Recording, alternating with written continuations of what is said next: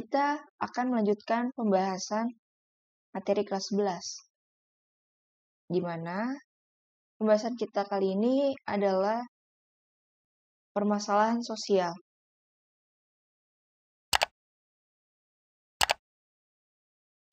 Pengertian permasalahan sosial. Saya mengambil beberapa tokoh ya. Yang pertama, menurut Arnold, masalah sosial dapat didefinisikan sebagai suatu situasi yang telah mempengaruhi sebagian besar masyarakat, sehingga mereka percaya bahwa situasi itu adalah sebab dari kesulitan mereka sendiri.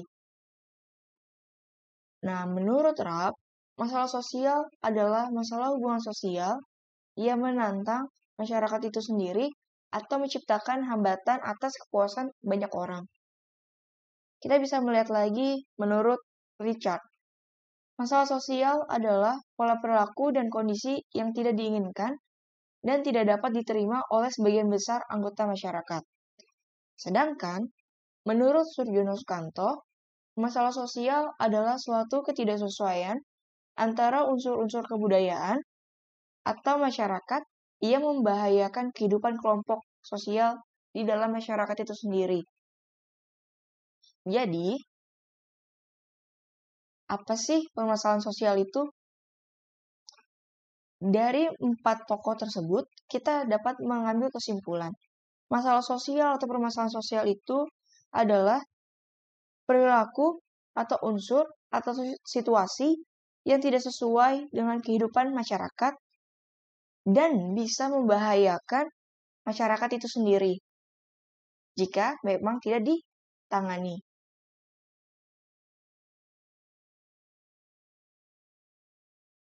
Nah, dalam permasalahan sosial ini, ada teori-teorinya nih.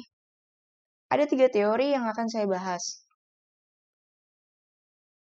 Bisa kita lihat, di sini ada teori fungsionalisme. Jadi, menurut teori ini, semua bagian masyarakat, seperti keluarga, ekonomi, dan sekolah, mempunyai fungsi masing-masing dalam masyarakat. Selain keluarga, ekonomi, dan sekolah, hukum, kesehatan, dan lain-lain, itu juga bisa menjadi sebuah bagian yang akan mempengaruhi dan saling mempengaruhi satu sama lain. Nah, sedangkan menurut teori konflik, masalah sosial timbul dari berbagai macam konflik sosial. Hal yang paling penting dan umum adalah konflik antar kelas, konflik ras, konflik etnis, dan konflik gender. Ini yang sering terjadi di kehidupan masyarakat. Sedangkan teori interaksionisme simbolis atau interaksi simbolis merupakan masalah sosial sebagai interaksi simbolis antara individu yang tidak mempunyai masalah sosial dan individu yang mempunyai masalah sosial. Jadi, dalam teori interaksionisme simbolis ini melihat dari dua sisi. Jadi, kita tergantung kita melihat dari sisi yang mana. Oke, saya akan membahas contohnya. Kita mulai dari teori fungsionalisme. Di sini kita bisa lihat contoh gambarnya, ada seorang ayah dan seorang ibu di tengah-tengah seorang anak. Itu retak ya. Berarti hubungan mereka tidak berjalan secara umum. Di mana di sini adanya keretakan dalam rumah tangga. Tidak berjalan harmonis. Keluarga. Kenapa teori fungsionalisme ini bisa saya ambil contoh di keluarga? Karena tadi, ketika terjadinya fungsi-fungsi itu tidak berjalan dengan baik, maka akan menimbulkan sebuah permasalahan. Jadi, ketika di keluarga, ini fungsi keluarga sebagai tempat apa? Perlindungan, memberikan kasih sayang, memberikan nafkah, itu kan fungsi-fungsi keluarga. Nah, ketika fungsi tersebut tidak berjalan dalam keluarga, misalnya di gambar ini tidak mendapatkan kasih sayang gitu kan dari salah satu pihak, ayah atau ibunya, atau dari dua belah pihak tidak mendapatkan kasih sayang, maka anak tersebut akan menjadi anak yang satu, pemurung bisa. Dua, menjadi nakal karena mencari perhatian di luar. Itu karena tidak berjalannya fungsi dalam keluarga. Nah, contoh kedua, bisa kita lihat di sini adalah pengangguran. Pengangguran masuk ke mana? Masuknya ke dalam ekonomi. Jadi ketika fungsi ekonomi ini tidak berjalan, dia dipecat, dia dikeluarkan dari pekerjaannya, menjadi seorang pengangguran, maka akan mempengaruhi kehidupan perekonomiannya. Baik dia dalam membantu orang tuanya, atau memenuhi kebutuhan hidup anak istrinya, maka ini akan menjadi sebuah permasalahan. Yang tadinya dia bekerja, tiba-tiba dia jadi pengangguran, dia frustasi, sedangkan misalnya anaknya minta jajan yang banyak, minta ini itu, terus misalnya istrinya juga minta sesuatu hal yang macam-macam, sedangkan suaminya sudah tidak bekerja lagi. Apa yang akan terjadi? Yang nantinya dia bisa melakukan tindakan kriminalitas. Mungkin saja bisa terjadi seperti itu. Mengambil cara cepat menurut pemikiran yang tidak sehat. Yang nantinya juga akan berakibat pada permasalahan sosial, yaitu tindak kriminalitas, kejahatan.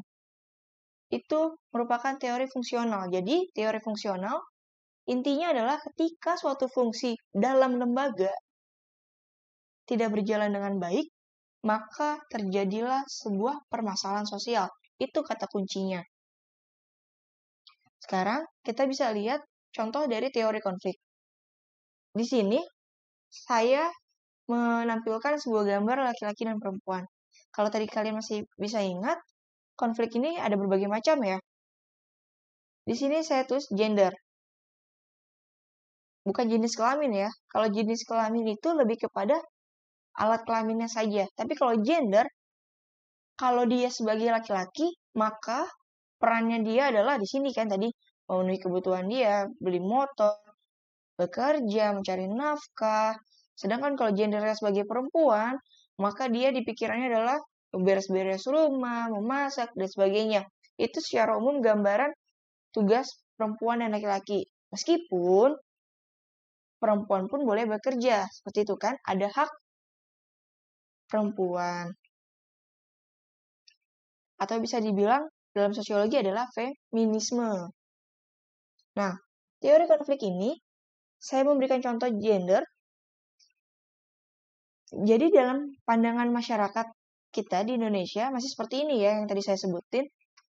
Tapi ketika misalnya perempuan itu sudah bersekolah, sebenarnya menginginkan untuk bekerja di sebuah perusahaan dan lain-lain, tidak mau kalah dengan laki-laki. Sedangkan menurut laki-laki, ya tugasnya perempuan, tugasnya seorang istri ya di rumah, nggak boleh kerja dan nggak boleh sebagainya. Nah inilah yang nantinya akan memunculkan sebuah konflik. Jika kedua belah pihak ini tidak saling menemukan kesepakatan. Kita bisa lihat lagi teori konflik. Di sini saya mengambil gambar, ada tanahku, ada lahanku. Di sini berarti bisa dilihat ya dari gambarnya juga animasinya. Ada kelas bawah, ada kelas atas. Jadi konflik apakah ini?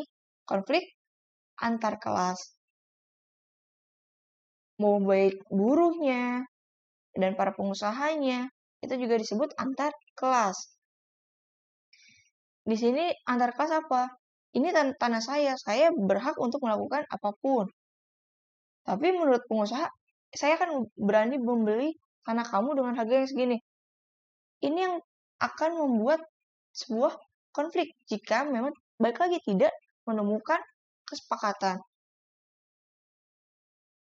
Lanjut. Nah, di sini dalam animasi ini saya menampilkan animasi berbagai macam daerah. Bisa kita sebut dengan konflik nantinya akan muncul rasial atau etnis, gitu kan ya. Jadi konflik rasial ini, nah ini yang perlu diperhatikan. Rasial bisa terjadi ketika adanya sebuah provokator. Yang harusnya Indonesia itu kan, balik lagi, Indonesia itu adalah negara yang multikultural. masyarakat yang majemuk. Jadi menerima semua perbedaan-perbedaan yang ada, saling toleransi satu sama lain. Jadi tidak hanya rasial saja ya, atau etnisentrisme.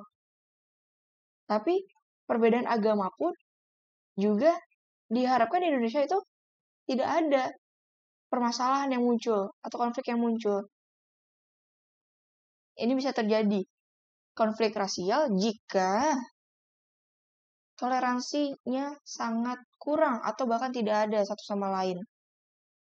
Soalnya, masyarakat di Bali menganggap masyarakat Tionghoa Cina atau masyarakat Tionghoa yang ada di Indonesia ini, ya ini masyarakat Cina ngapain ada di pribumi di Indonesia?